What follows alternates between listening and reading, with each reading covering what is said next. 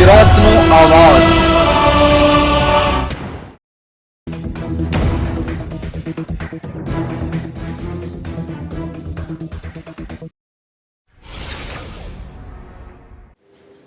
રાજકોટ જિલ્લાના ધોરાજી નગરપાલિકામાં ભાજપનું શાસન આવ્યું અને ઉપપ્રમુખ અને કારોબારી ચેરમેનની નિમણૂક બાદ ભાજપની બોડી એક્શન મૂડમાં વોર્ડ નંબર 1 માં સાફ સફાઈ અને વર્ષોથી પડેલ કચરો ઉપાડવાની કામગીરી।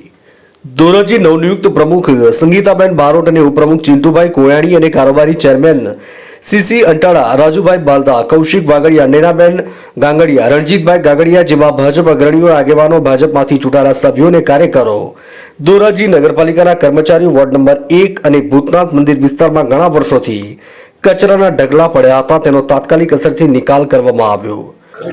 આજરોજ ધોરાજી નગરપાલિકાના પ્રમુખ સાહેબની સૂચના અને એના હાજરીમાં વોર્ડ નંબર 1 થી ધોરાજીમાં સફાઈ ઝુંબેશ શરૂ કરવામાં આવી છે।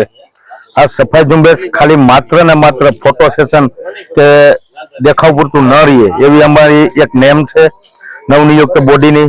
બીજું કે આપશ્રીના માધ્યમથી અમે ધોરાજીની લોકોને પણ એક અપીલ કરીએ છીએ, જ્યાં ત્યાં પ્લાસ્ટિકનો કચરો ન નાખો, જ્યાં ત્યાં કચરા એમને રોડ રસ્તા પર ન નાખો। આપની ઘરે ટીપરવાન આવે જ છે, ડસ્ટબિન કે પ્લાસ્ટિકના જબલાની અંદર કચરો ભેગો કરો।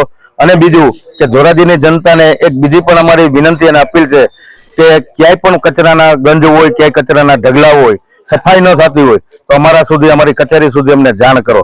અત્યારે જે પાછળ જે કચરાનો ઢગલો દેખાય આ ઓછા મોટો 8 થી 10 વર્ષ જૂનો હતો। આજે એને આવા અનેક ધોરાજીની આમ જનતાને અપીલ પણ કરવામાં આવી, જ્યાં ત્યાં કચરો કે પ્લાસ્ટિક ન ફેંકવામાં આવે। નગરપાલિકાના વાહનો કચરો ઉપાડવા માટે જ્યારે આવે ત્યારે તમારો કચરો ઉપાડવા માટેના વાહનોમાં કચરો નાખવો તેવી અપીલ કરાઈ હતી। ધોરાજીથી અલ્પેશ ત્રિવેદીનો રિપોર્ટ।